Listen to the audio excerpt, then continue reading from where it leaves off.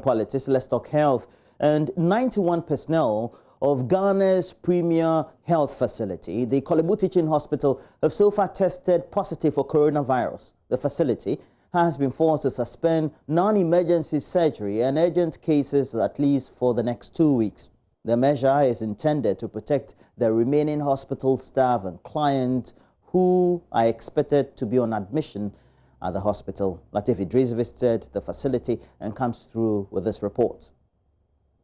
This is Ghana's premier hospital, and coronavirus is wreaking havoc here. As at the end of June this year, about 71 health professionals had tested positive for coronavirus. Today, the figure has changed. 91 health professionals here had tested positive for coronavirus. The development has forced the facility to suspend emergency and urgent cases. The hospital management decided to suspend non-emergency and urgent cases for the next 2 weeks. There are reasons for this. One is to protect our clients and patients, and then two, to also protect the rest of staff who are still at post and then providing care to patients. How many of your staff have been infected with COVID-19? As of last week, we have about 91 staff members who are infected with the disease, and then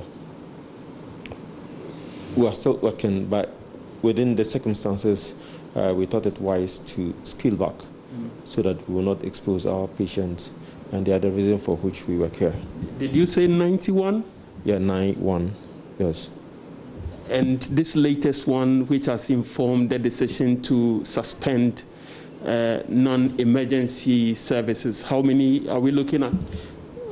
It's not the latest. We are looking at the cumulative figures that we have received, and that is why we are taking this decision. We have staff who are critical to the care that we provide, particularly the surgical interventions that we do in the hospital, and if a good number of them are exposed, it is only fair and proper for us to scale back and use those who are not affected to still provide the care to the dire emergencies. So we are calling on sister hospitals not to refer the non-emergency and urgent cases. They should try and refer to other appropriately equipped facilities within the metropolis to handle that whilst we observe this period of suspension for the next 2 weeks. So over the period, that is by end of June, you had 91 of your workers infected with the virus, correct? Yes, as at last week. How many have been asked to go into quarantine? I'm sure you did contact tracing. So out of this 91, we know the 91 for sure they are on isolation. How many have been asked to go on quarantine? When you are affected, out of this 91, remember some of them have been treated and discharged and they are back to work. And then if you want the exact numbers, I have to check on that and then get back to you. So how many of the units have been affected in this whole development of COVID outbreak here? No, for what we are saying now, the surgical interventions, all of them will be affected in that. So you have the ENT, you have the general surgery, the main surgical block will be affected, ENT, pediatric surgery, accident and emergency, obstetrics will also be affected. So for all of these areas, we are going to see to the dire emergencies for the next 2 weeks.